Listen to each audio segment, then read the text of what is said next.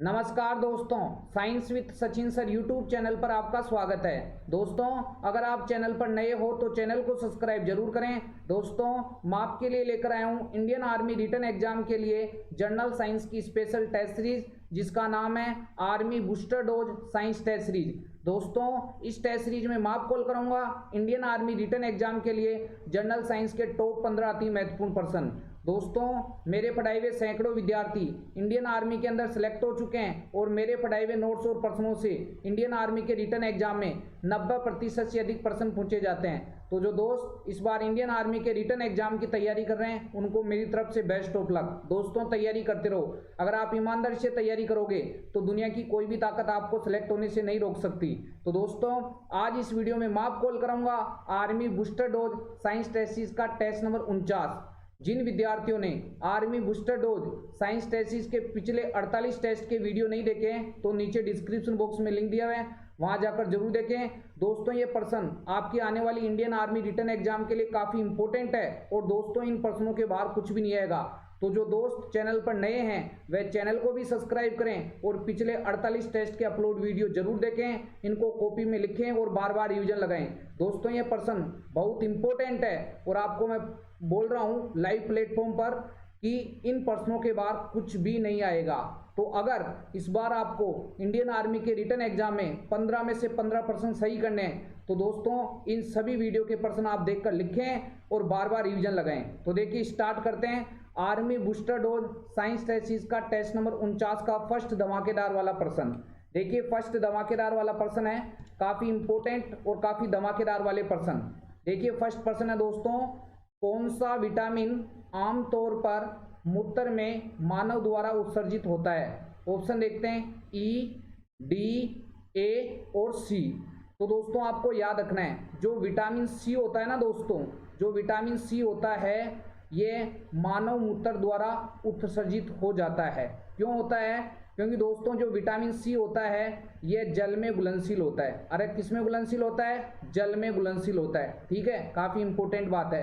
अब क्या याद रखना है, काफी इंपोर्टेंट बात है, जो विटामिन सी होता है ना दोस्तों, ये पसीने और मूत्र द्वारा उत्सर्जित हो जाता है। इसलिए इस विटामिन की आवश्यकता शरीर को क्या होती है? अधिक।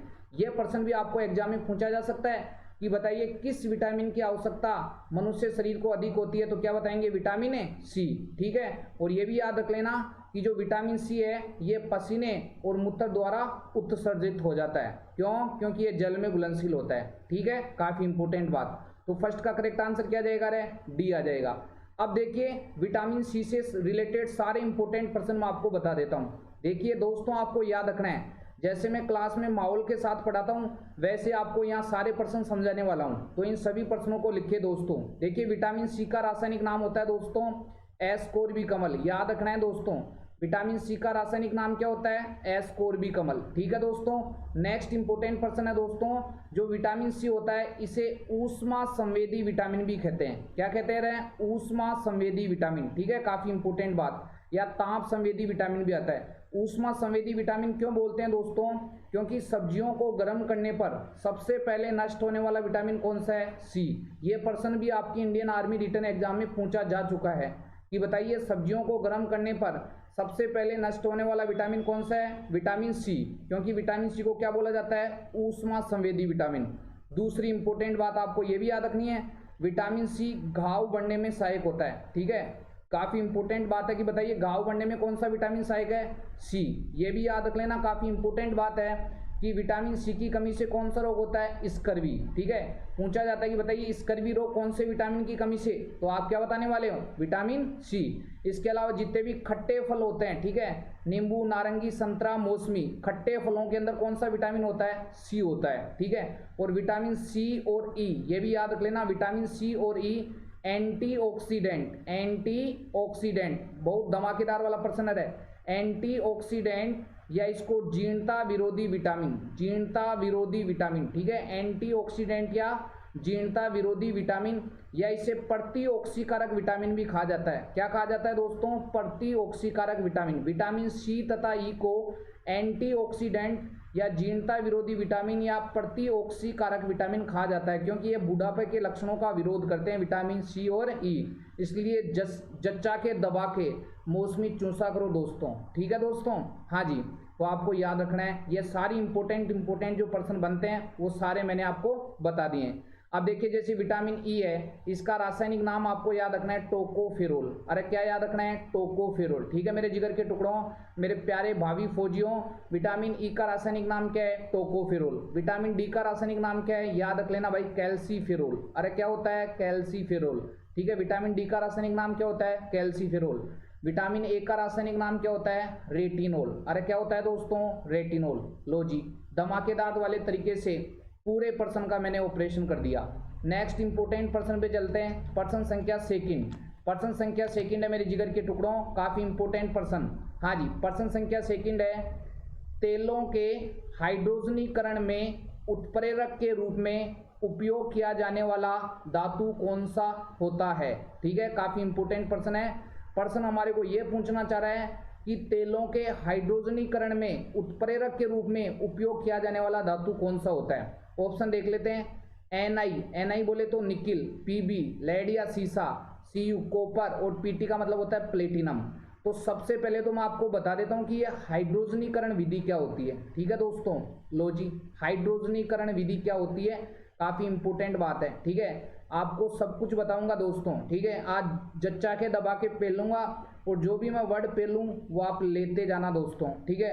क्या देखिए, हाइड्रोजनीकरण विधि क्या होती है दोस्तों, आपको याद रखना है। देखिए वनस्पति तेलों से, अरे क्या, वनस्पति तेलों से वनस्पति घी बनाने की प्रक्रिया क्या कहलाती है? हाइड्रोजनीकरण विधि कहलाती है। क्या कहलाती है? हाइड्रोजनीकरण विधि। क्या बताया मैंने? वनस्पतिक तेलों से वनस्पति घी बनाने की जो प्रक्रिया है वो क्या कहलाती है? हाइड्रोजनीकरण, ठीक है। और आपको इंपोर्टेंट बात ये याद रख लेना कि हाइड्रोजनीकरण विधि के अंदर किस उत्प्रेरक को काम में लिया जाता है? निकिल, Na, ठीक है, निकिल उत्प्रेरक को काम में लिया जाता है, ठीक है। तो देखो पर्सन थोड़ा सा घूम के आ गया, निकिल एक धातु होती है, ठीक है। हमारे को पर्सन ये पूछना चाह रहा है कि तेलों के हाइड्रोजनीकरण में उत्प्रेरक के रूप में उपयोग किया जाने वाला धातु कौन सा होता है? Na, निकिल, ठीक है, काफी इंपोर्टेंट बात है। तो सेकंड का करेक्ट आंसर क्या हो जाएगा? रे सेकंड का करेक्ट आंसर ए हो जाएगा, ठीक है दोस्तों, याद रख लेना, काफी इंपोर्टेंट पर्सन है भाई, ठीक है। जैसे आपने सुना होगा एक गैल्वेनीकरण भी होता है, कुछ इंपोर्टेंट जो विधियां हैं वो बता देता हूं। गैल्वेनीकरण ये भी आपके इंडियन आर्मी रिटन एग्जाम में पूछा जाता है। देखिए जस्ते, ठीक है, लोहे पर जस्ते या जिंक की परत चढ़ाना क्या कहलाता है? गैल्वेनीकरण। लोहे को जंग से बचाने के लिए उस पर जस्ते या जिंक की परत चढ़ाना क्या कहलाता है? गैल्वेनीकरण, ठीक है, याद रख लेना, काफी इंपोर्टेंट बात है। नेक्स्ट इंपोर्टेंट पर्सन पे चलते हैं, पर्सन संख्या थर्ड। पर्सन संख्या थर्ड है मेरे जिगर के टुकड़ों, काफी इंपोर्टेंट पर्सन। हाँ जी, पर्सन संख्या थर्ड है। देखिए मानव शरीर का सबसे बड़ा अंग है, ऑप्शन देखते हैं, मस्तिष्क, दिल, त्वचा और यकृत। तो मानव शरीर का सबसे बड़ा अंग कौन सा है दोस्तों? त्वचा, ठीक है, काफी इंपोर्टेंट बात, जिसे स्किन बोला जाता है, ठीक है। और ये भी याद रख लेना, क्या, तो थर्ड का करेक्ट आंसर क्या हो जाएगा? सी हो जाएगा। और ये याद रख लेना, त्वचा का अध्ययन क्या कहलाता है? डर्मेटोलॉजी। अरे त्वचा का अध्ययन क्या कहलाता है? डर्मेटोलॉजी, ठीक है, त्वचा का अध्ययन क्या कहलाता है? डर्मेटोलॉजी, ये काफी इंपोर्टेंट बात है। और ये भी याद रखना, त्वचा को रंग प्रदान करने वाला वर्णक कौन सा होता है? मिलेनिन वर्णक। अरे कौन सा? मिलेनिन वर्णक, ठीक है, त्वचा को रंग प्रदान करने वाला वर्णक कौन सा है? मिलेनिन वर्णक, काफी इंपोर्टेंट बात है। अब देखिए एक्स्ट्रा इंपोर्टेंट पर्सन भी आपको मैं दे देता हूं। क्या, जैसे पूछा जाता है कि बताइए मानव मस्तिष्क का भार कितना होता है, तो दोस्तों आपको याद रखना है कि एक स्वस्थ मनुष्य में मस्तिष्क का भार कितना होता है? लगभग 1300 से 1350 ग्राम, ठीक है, काफी इंपोर्टेंट बात है। क्या, एक स्वस्थ मनुष्य में मस्तिष्क का औसत भार कितना होता है? 1300 से 1350 ग्राम, याद रख लेना भाई। और एक स्वस्थ मनुष्य के अंदर जो दिल होता है उसका भार कितना होता है? ये भी याद रख लेना, लगभग 300 से 350 ग्राम, लगभग 300 से 350 ग्राम, ठीक है, काफी इंपोर्टेंट पर्सन। और यकृत कितना होता है? लगभग 1.5 किलो का होता है। ये कितने का होता है? 1.5 किलो का होता है, ठीक है। तो क्या बताया? मस्तिष्क का भार 1300 से 1350 ग्राम, दिल का भार 300 से 350 ग्राम और यकृत का भार लगभग 1.5 किलो, ठीक है, काफी इंपोर्टेंट बात है। लो जी, धमाकेदार वाले तरीके से सॉल्यूशन। नेक्स्ट इंपोर्टेंट पर्सन पे चलते हैं दोस्तों। पर्सन संख्या 4, पर्सन संख्या 4 है मेरे जिगर के टुकड़ों, काफी इंपोर्टेंट पर्सन है। बताइए पर्सन संख्या 4 है, ऑप्टिकल फाइबर कौन से सिद्धांत पर कार्य करता है? ऑप्शन देखते हैं, परावर्तन, अपवर्तन, विकिरण, पूर्ण आंतरिक परावर्तन। तो दोस्तों ये काफी धमाकेदार वाला प्रश्न है। आपको याद रखना है कि ऑप्टिकल फाइबर जिसको बोला जाता है प्रकाशीय तंतु, क्या बोला जाता है दोस्तों? प्रकाशीय तंतु, ठीक है। ऑप्टिकल फाइबर कौन से सिद्धांत पर कार्य करता है? पूर्ण आंतरिक परावर्तन के सिद्धांत पर कार्य करता है। तो 4 का करेक्ट आंसर क्या हो जाएगा रे? डी हो जाएगा। काफी इंपोर्टेंट पर्सन है कि जो प्रकाशीय तंतु होते हैं, ऑप्टिकल फाइबर होते हैं, वो प्रकाश के कौन से सिद्धांत पर कार्य करते हैं रे? पूर्ण आंतरिक परावर्तन के सिद्धांत पर कार्य करते हैं, ठीक है। काफी इंपोर्टेंट बात है। लो जी नेक्स्ट इंपोर्टेंट पर्सन पे चलते हैं। पर्सन संख्या 5, पर्सन संख्या 5 पे दोस्तों देखिए पर्सन संख्या 5 भी काफी धमाकेदार वाला पर्सन है। इबोला क्या है? इबोला क्या है? ऑप्शन देखते हैं, वायरस, जीवाणु, कवक और प्रोटोजोआ। तो दोस्तों आपको याद रखना है इबोला क्या है? अरे एक वायरस या विषाणु है, ठीक है दोस्तों। इबोला क्या है रे? वायरस या विषाणु। तो 5 का करेक्ट आंसर क्या हो जाएगा? ए हो जाएगा। अब देखिए सर ये इबोला होता क्या है? आपने ये तो बता दिया कि ये वायरस या विषाणु होता है, इसमें क्या होता है? तो दोस्तों आपको याद रखना है कि इस बीमारी में शरीर में नसों से खून बाहर आना शुरू हो जाता है, ठीक है। शरीर में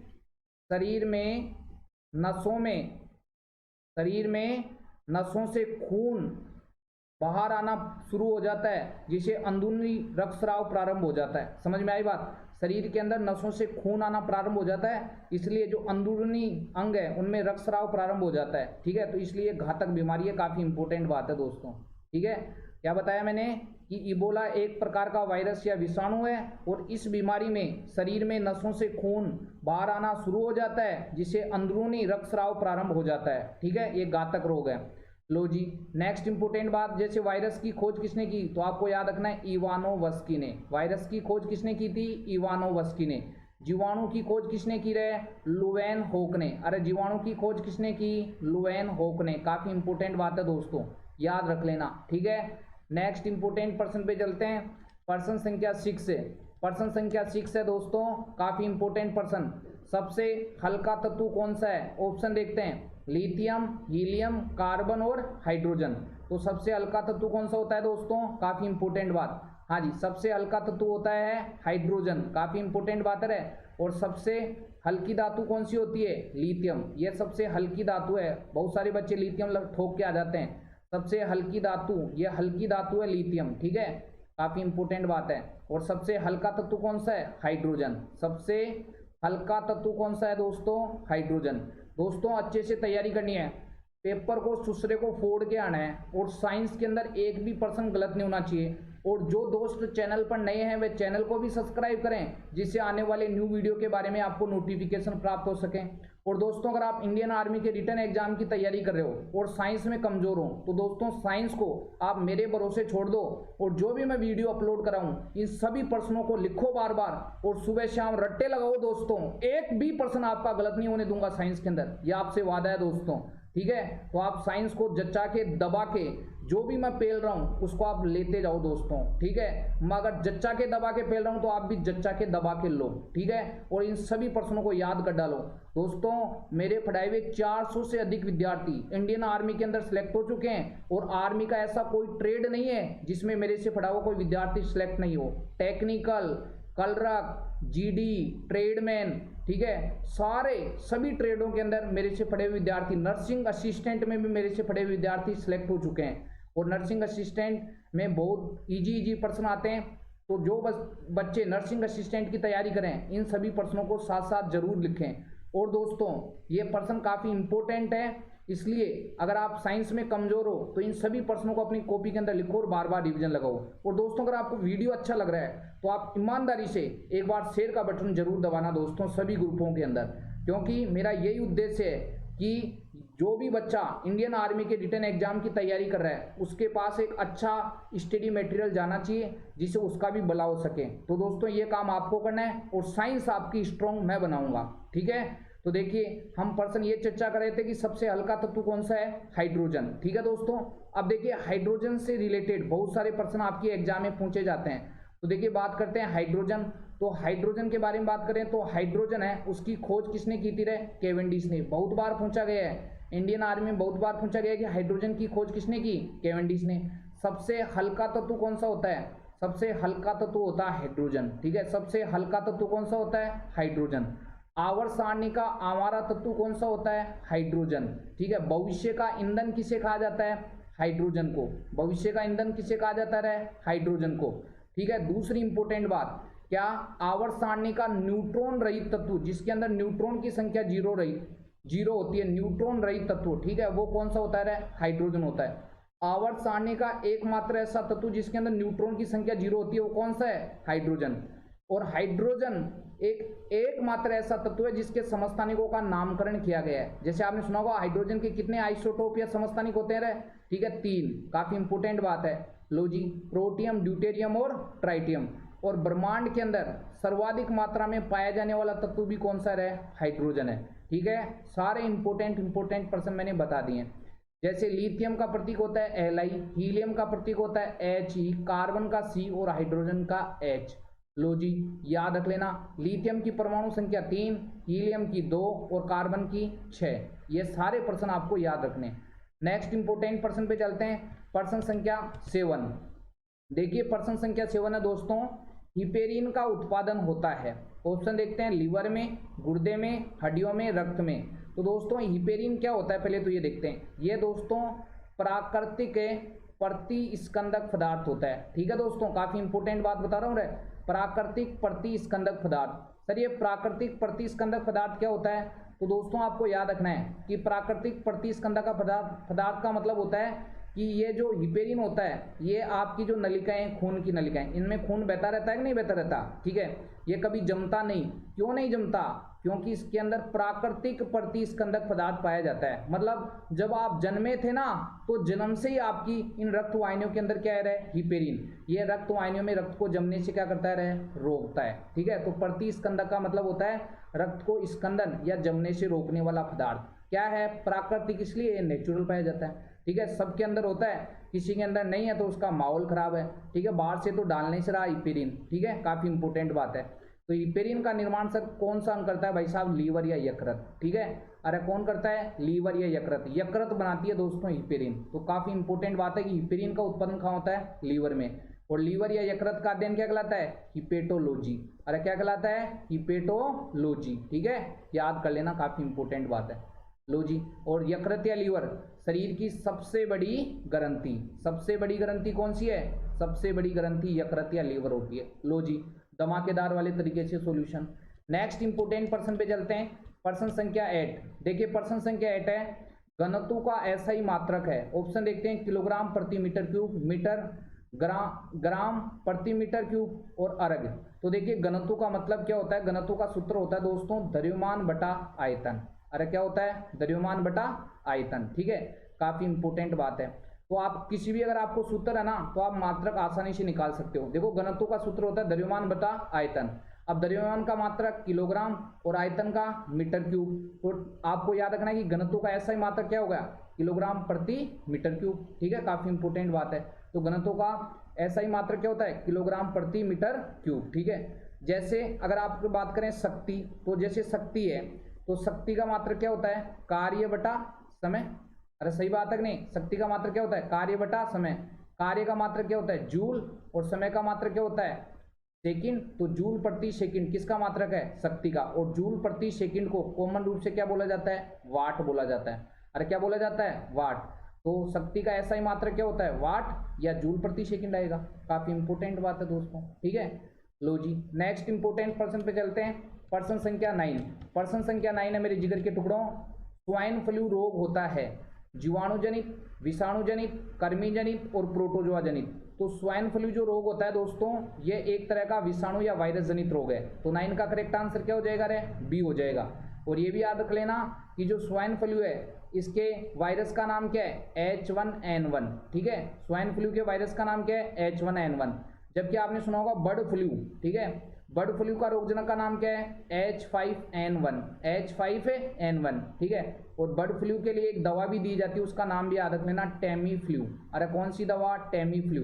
टेमी फ्लू दवा किसके लिए उपयोगी है? बर्ड फ्लू के लिए। आया हुआ प्रश्न है। और ये भी याद रखना, ये बर्ड फ्लू भी वायरस या विषाणु जनित रोग होता है और इसका रोगजनक होता है H5N1, ठीक है। और स्वाइन फ्लू का रोगजनक H1N1। और ये स्वाइन फ्लू में शरीर का कौन सा तंत्र प्रभावित होता है? श्वसन तंत्र प्रभावित होता है, ठीक है। ये भी इंपॉर्टेंट बात है। एक कोरोना नया चल रहा है अभी, ठीक है।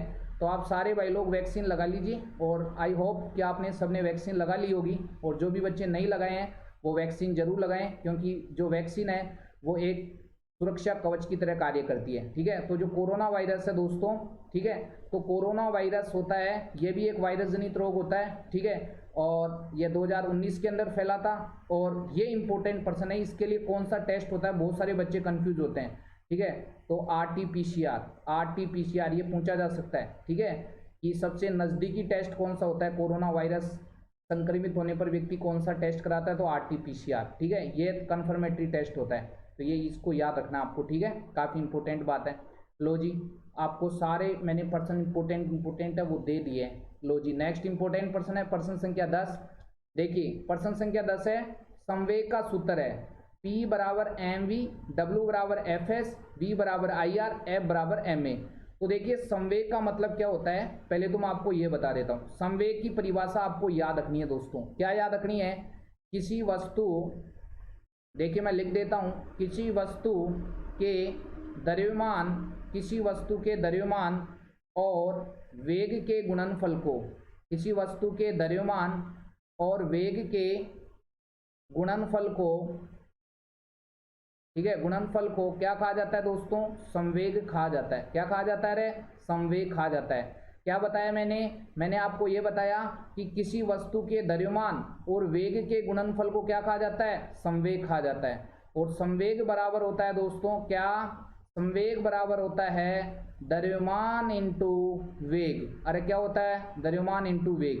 तो देखो संवेग को डिनोट करते हैं किससे? P से। P बराबर m इंटू वी, ठीक है। ये काफ़ी इंपॉर्टेंट बात है।